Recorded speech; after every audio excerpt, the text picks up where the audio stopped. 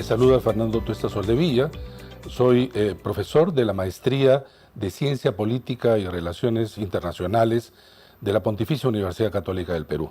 Les doy la cordial bienvenida en esta segunda edición de Aula Abierta. En esta ocasión vamos a tocar el tema ¿cómo se estructura el Parlamento? ¿Cómo se estructura el Parlamento? Estamos hablando en realidad del cuerpo representativo colectivo más importante. Hay muchos temas alrededor de justamente este tema central de cómo se estructura el Parlamento. Para empezar, ¿de qué modelo de Parlamento estamos hablando? En el mundo podemos encontrar un modelo de Parlamento, por un lado, que tiene una sola cámara, que como es conocido se llama unicameral, y por otro lado tenemos países que contienen un modelo bicameral, es decir, de dos cámaras, normalmente así denominados cámara alta y cámara baja. ¿Cuáles son las razones por las que un país tiene un parlamento unicameral y otros bicamerales? En realidad no hay una respuesta unívoca, hay diferentes razones. Al hacer un mapeo más o menos de los países y qué características tienen, lo que encontramos es en primer lugar que los países de mayor población y mayor, en consecuencia, número de electores, por lo general hay parlamentos bicamerales. En los países pequeños encontramos más parlamentos unicamerales, como si la relación fuera entonces habitantes o electores y número de representantes. Esto no es, digamos, una relación directa, pero sí podemos encontrar alguna relación cuando, por ejemplo, encontramos en nuestra América países como Estados Unidos, Brasil, México, Argentina, que son los países más grandes en términos de población y electores, Canadá, si hablamos de toda América, y sin embargo encontramos en el otro extremo países pequeños que tienen una sola cámara. Por ejemplo, Costa Rica, Panamá, el caso de Guatemala, que son países pequeños, ¿no? Ahí encontramos con mayor, digamos, certeza parlamentos que son de una sola cámara. Sin embargo, esta no es una regla. Por ejemplo, en el caso mismo ya de América Latina, tenemos dos países que tienen una sola cámara y de tamaño significativo, es el caso de Perú. Perú tiene una sola cámara y es el quinto país de población y de electores. Y es mucho más grande, repito, que muchos países de América Latina y tiene una sola cámara. Igual es el caso de Venezuela. ¿Qué ha ocurrido? Encontramos entonces que había una modificación de parlamentos que tienen dos cámaras a una sola cámara, como es el caso de Perú, Venezuela y también Ecuador, que se realizaron en gobiernos autoritarios. Y ahí hay todo un discurso de las modificaciones de estos países a una sola cámara. El caso de Venezuela, esto se realizó durante el gobierno de Hugo Chávez. En el caso de Perú, esto ocurrió con la Constitución 93 de Alberto Fujimori. Incluso en el caso de Ecuador, esto ocurrió con la Constitución aprobada por los militares en la década del 70. Pero encontramos asimismo países de tamaño significativo que tienen una sola cámara. Por ejemplo, en el caso de la República Popular China y otros países de lo que eran Europa del Este. Y entonces allí la razón es que estos países, así denominados de democracia popular, los países ex países soviéticos, también modificaron sus parlamentos para convertirlos en unicamerales. Parece ser entonces que la idea de algunos gobernantes en modificar el modelo a unicameral era una mayor facilidad de control, Dicho esto, entonces uno puede decir, ¿es solamente una relación entonces de población o una relación del sistema político? Y no necesariamente. Por ejemplo, hay países escandinavos que son de relativo tamaño, no son regímenes autoritarios, ni lo han sido, y sin embargo tienen una sola cámara. Por ejemplo, los países escandinavos. Suecia tiene, por ejemplo, una sola cámara. Pero, ¿qué está detrás entonces de una o dos cámaras? En muchos casos, el tipo de representación. ¿Cómo se origina la representación en las cámaras?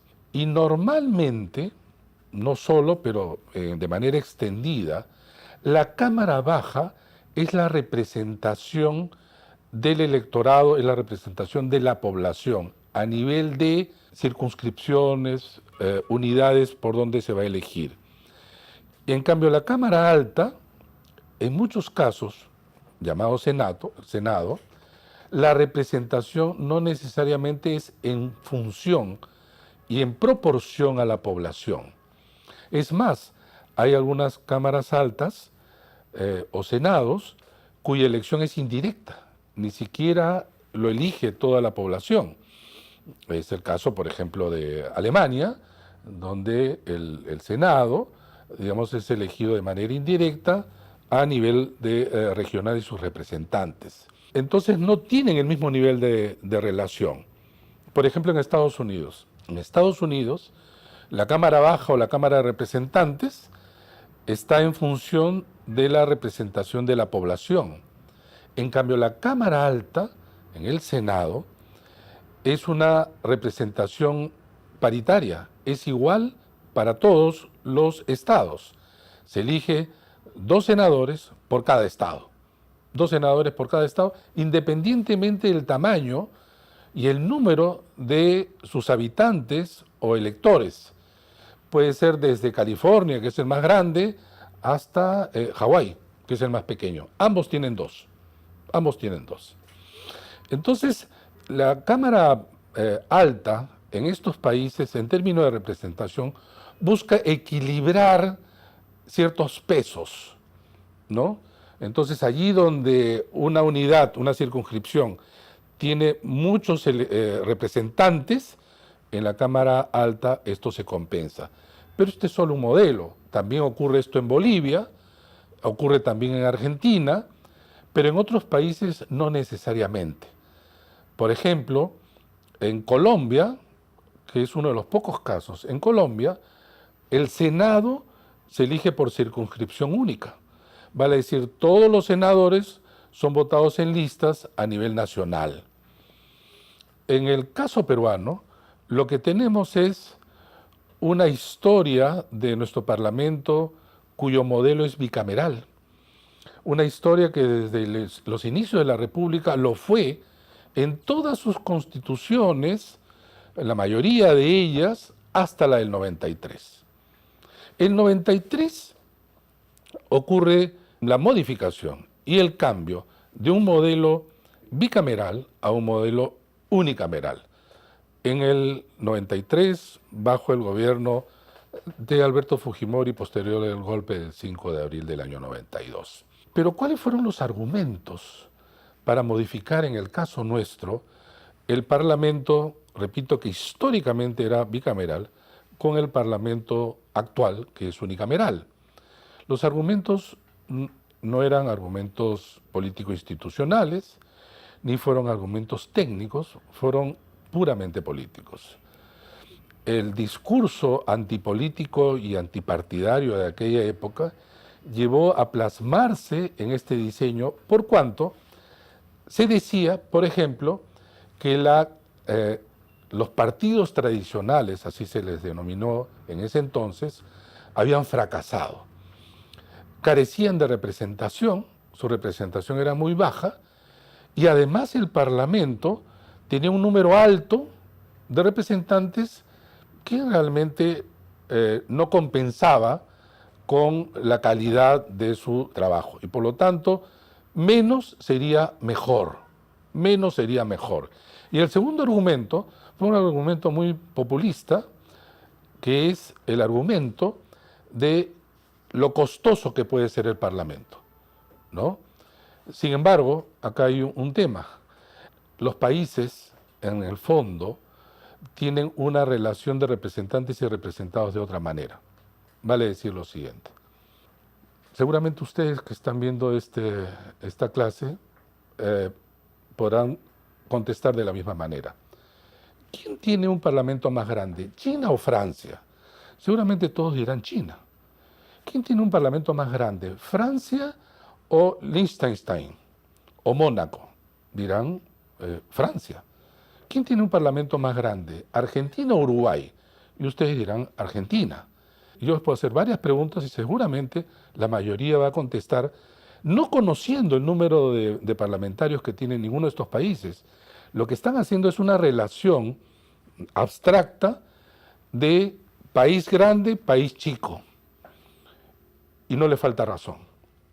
Al tener un país más grande, el número de sus representantes es mayor. Esto no es una regla matemática, pero hay una relación más o menos de esta naturaleza. ¿Qué ocurre en el Perú? Rompe todas las reglas. El Perú ha roto todas las reglas. Vale decir, nosotros, por ejemplo, como país, tenemos más población que Ecuador, que Chile, que Bolivia, que Uruguay, mucho más. Y sin embargo tenemos solo 130 representantes. O sea, la relación de representantes y representados en nuestro país lo coloca como uno de los países más subrepresentados del mundo. Del mundo. Perú tenía el 5º parlamento en el año 92 y bajó al 14º. Bajó al 14º. ¿Cuántos parlamentarios teníamos antes del golpe el 5 de abril? Teníamos 240, 180 diputados y 60 senadores, sumados 240. ¿Cuál era la población electoral de aquella época? La población de aquella época era alrededor de 12 millones de electores. Hoy en día, casi 25 años después, tenemos el doble de población. Tenemos electoral 25 millones y tenemos tan solo 130 representantes. Vale decir que cada vez más un parlamentario representa a más electores. Esto va a impactar también en la calidad de la representación. Si, por ejemplo, no sé, un centro de salud, hay 10 médicos que van a atender a 20.000 personas de 8 a 5 de la tarde, y estos médicos atienden bien, y si les dicen, bueno, ahora vas a atender no esa cantidad, sino el doble, bueno, la atención va a disminuir por mejores médicos que tengas. Es decir, tiene que haber una relación de cantidad. Muchos cuando se dice esto, sin embargo, señalan, bueno, pero la cantidad no es todo, ciertamente la calidad, sí, pero ese es otro tema. Y para eso hay otras medidas. En el Perú, sin embargo, efectivamente la calidad de nuestros representantes ha sido de tal naturaleza baja y cuestionable que el peruano promedio rechaza cualquier posibilidad de hacer crecer el número de representantes. Sin embargo, esto sí es imperioso. Por ejemplo, Madre de Dios tiene un territorio muy grande y tiene tan solo un representante. Lima tiene ahora 34, pero no está dividido en parcelas de tal manera que los limeños podamos reconocer a nuestros representantes. Cuando muchos representan a muchos, entonces se diluye la representación. Y este es un problema. Dentro del diseño, sin embargo, del Parlamento y cómo se estructura, hay un punto vital entre este diseño de bicameral. Porque, por ejemplo, vacancia, por ejemplo, disolución del Parlamento, por ejemplo, insistencia de leyes o censura de ministros, en algunos casos pasaría a ambas cámaras. Sería mucho más complejo y quizás más equilibrado. Pero en realidad, sobre las relaciones ejecutivo y legislativo, es otro tema ligado a este, pero que podemos tocarlo quizá en otra oportunidad. Esto ha sido todo por hoy. Les agradecemos por su participación y los invitamos asimismo a la próxima edición de Aula Abierta, para seguir conociendo sobre temas importantes sobre la ciencia política y relaciones internacionales. Para quienes están interesados en la maestría de Ciencia Política y Relaciones Internacionales y su admisión, les ofrecemos esta información. Los esperamos.